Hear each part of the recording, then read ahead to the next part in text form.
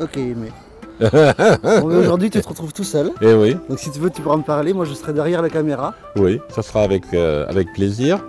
Donc je suis en vedette aujourd'hui, hein, Voilà, et j'espère que ça va bien se passer. En tout cas, il fait beau, c'est le jour du printemps. c'est ça, parce que nous deux, Elisabeth, ont pris des vacances. Ah là là, c'est coquine.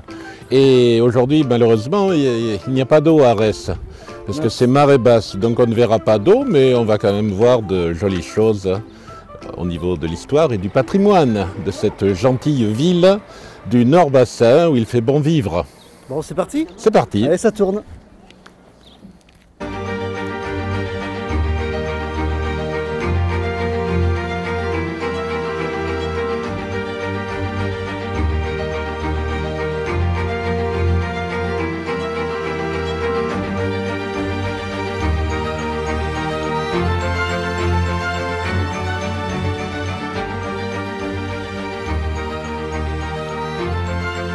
Nous sommes ici sur l'esplanade de Georges d'Artiguelong. Georges d'Artiguelong était maire d'Arès. Il a pris la place de la délégation qui avait été nommée par Vichy et il est resté maire jusqu'en 1974. Donc pendant 30 ans, il a été aux commandes de la ville d'Arès. Et vous avez derrière moi un monument emblématique d'Arès. Il s'agit de ce qu'il reste du moulin construit en 1840 par Louis-David Allègre. Louis-David Allègre, propriétaire du château d'Arès, on le connaît bien parce que c'est lui qui a lancé le turbo, le premier chalutier à vapeur du monde. Et ça s'est passé ici sur le bassin d'Arcachon. Puis ensuite, ce moulin est passé dans la propriété de Léopold Javal, le père de Sophie Wallenstein, dont on reparlera tout à l'heure.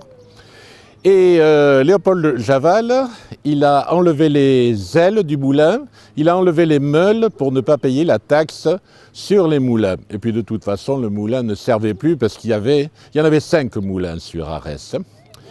Et donc, il a remplacé les ailes du moulin par ces créneaux, ce qui en fait une sorte de tour de jeu d'échecs. Si tu veux t'approcher, Damien.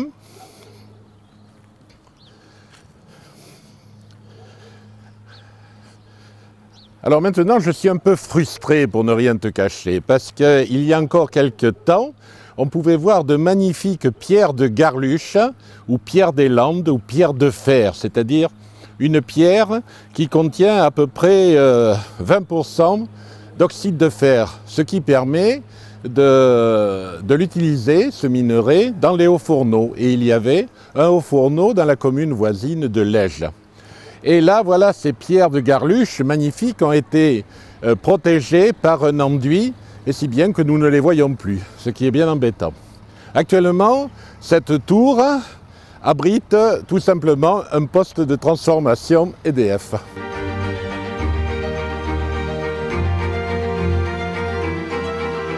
On n'a pas parlé de l'origine du nom Arès. Évidemment, les noms de lieux, ils ont une très longue histoire, ils datent de 2000, voire plus, 2000 ans, voire plus. Alors Arès, bon, il y a des érudits qui au 19e siècle ont dit ça doit être le dieu de la guerre, des Grecs, puisqu'il est bien possible que des Grecs soient venus par ici. Là. En fait, on n'a pas trouvé de vestiges de leur passage. Non, Arès, pour moi et pour d'autres spécialistes, c'est tout simplement l'endroit où il y a du sable, du latin arena, le sable, avec par exemple les vers arénicoles, ceux qui vivent dans le sable. Mais regardez, au-dessus de ma tête, il y a l'avenue du Goéland. Pourquoi du Goéland? Pourquoi pas des Goélands? Parce qu'il y en a sûrement plusieurs à Arès. Eh bien, le Goéland, c'est tout simplement, au singulier, le nom d'un roman qui a été écrit ici en 1926 par un écrivain très connu en Gironde qui s'appelait Jean Balde. Jean Balde, c'était l'époque de François Mauriac, pour la situer. J'en parle au féminin parce que Jean Balde était une dame. Elle s'appelait Jeanne Allemand. Et donc, elle a écrit dans ce roman Le Goéland toute l'histoire des pêcheurs d'Arès de l'époque qui vivaient ici sur le port.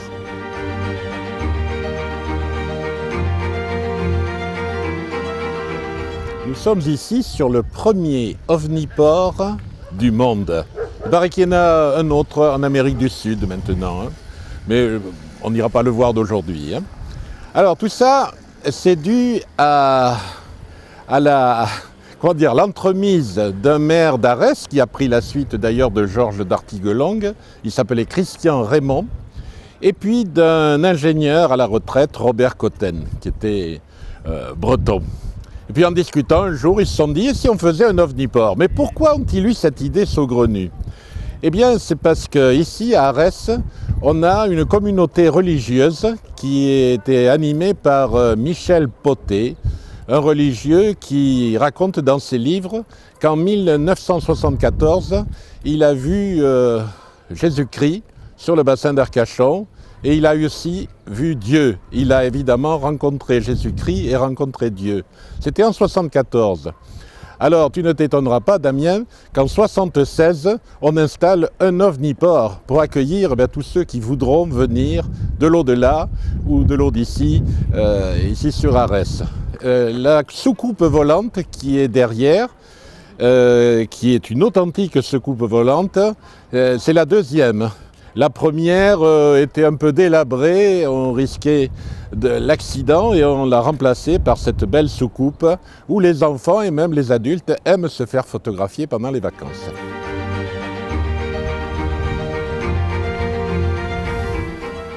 Et nous voici à côté de la cabane des douaniers. Les douaniers avaient une grande importance autrefois, au XIXe siècle. Et c'était là qu'ils logeaient, les douaniers. Après, cet édifice, si on peut dire, a servi d'office de tourisme. Maintenant, on est en train de réfléchir à son avenir. Ce qu'il y a de sûr, c'est qu'autour de cette cabane des douaniers, il y a plein de personnes d'Arès qui se rassemblent et qui discutent, qui refont le monde. On appelle même ça la Chambre des députés.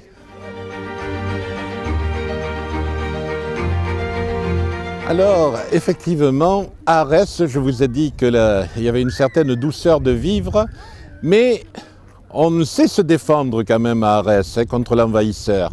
Puisque regardez, il y a un canon ici et un canon là-bas. Donc 2 canons pour se défendre contre une invasion hypothétique. Alors ces canons, on ne sait pas trop d'où ils viennent. La plupart des connaisseurs disent que ce sont des canons qui ont été récupérés lors d'un naufrage sur la côte. Et puis il y a cette jetée. Alors tout le monde dit la jetée, mais en fait c'est plutôt une chaussée marine, hein, tu vois. Elle date des années 1860. Et puis, c'était là où grouillait toute la population de pêcheurs et d'ostréiculteurs d'Arès. D'ailleurs, ici, il y avait plein de cabanes qui, depuis, ont été démolies pour, pour laisser place au nouveau port ostréicole qu'on va aller voir tout à l'heure et qu'on appelle le port de Lège, mais qui est bien situé sur la commune d'Arès. Arès est une commune assez récente. C'est en 1851 qu'elle a été séparée de Andernos-les-Bains.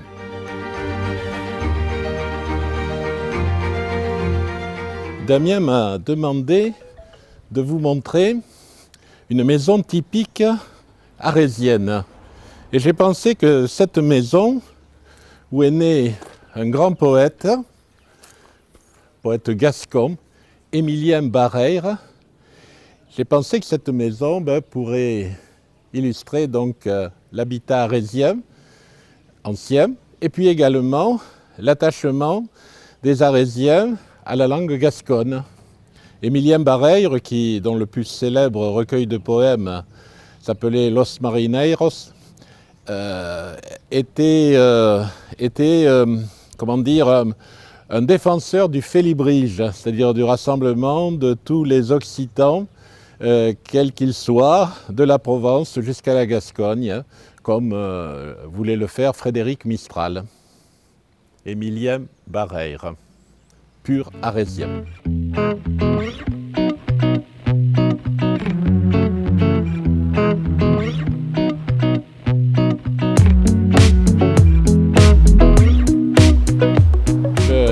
château d'Arès, ou le château de la terre d'Arès, il a une histoire qui est très longue et très compliquée. Alors, quelques grandes lignes. On a parlé tout à l'heure de Louis-David Allègre, propriétaire, suivi de Léopold Javal, propriétaire, sa fille, Sophie Wallenstein, propriétaire. Mais revenons quelques dizaines d'années en arrière. Sous la Révolution française, le château était la propriété du marquis de Belcier. Alors le marquis de Belcier était sûrement quelque part un brave homme, mais il a dû avoir des activités qui ont déplu aux révolutionnaires, si bien qu'il est passé à la guillotine. C'est une bien triste histoire, une bien triste affaire. En 1947, c'est 1949, la MGEN, Mutuelle Générale de l'Éducation Nationale, rachète le château. Et maintenant, c'est une maison de retraite, un EHPAD. Et c'est peut-être là, Damien, que nous finirons nos jours dans un endroit fort agréable, ma foi. Octobre, bon, c'est une église relativement récente, l'église Saint-Vincent de Paul. Nous sommes ici sur le port ostréicole d'Arès, mais que tout le monde appelle le port de Lège. C'est un port qui a été mis en service progressivement, mais la première partie de ce port a été mise en service en 1967 et il remplaçait donc l'ancien port qui était là-bas sur ce qui est devenu l'esplanade d'Artiguelongue. Et sur ce port ostréicole qui a de plus en plus, c'est tout au moins ce que je pense, c'est qu'il y a de plus en plus de charme et qui est de plus en plus intéressant à visiter, notamment à marée haute, ce qui n'est pas le cas aujourd'hui. Sur ce port, il y a une sculpture qui sort quand même de l'ordinaire. Il s'agit de la femme Océane, qui est en arrière-plan ici. C'est une sculpture monumentale d'un Arésien qui s'appelle Dominique Pios. Et en se retournant, on voit là-bas, à l'entrée du chenal du port, on voit la croix des marins. Inutile de dire que les huîtres que l'on peut déguster au port ostréicole d'Arès sont excellentes, bien évidemment.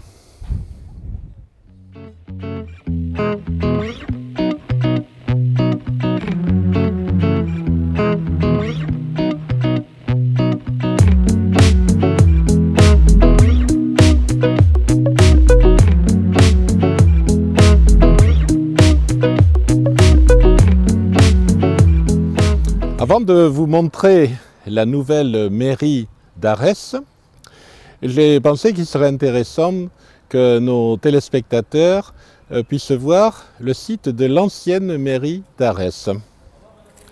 Et donc voici l'ancienne mairie que j'ai connue, moi, quand j'étais en activité et que je me livrais à mes coupables activités de distribution d'électricité.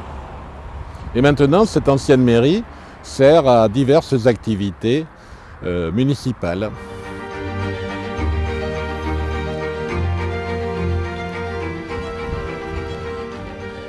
En fait, cet hôtel de ville actuel, c'est la troisième mairie, puisqu'on a vu la deuxième mairie il y a quelques instants, et voici la troisième.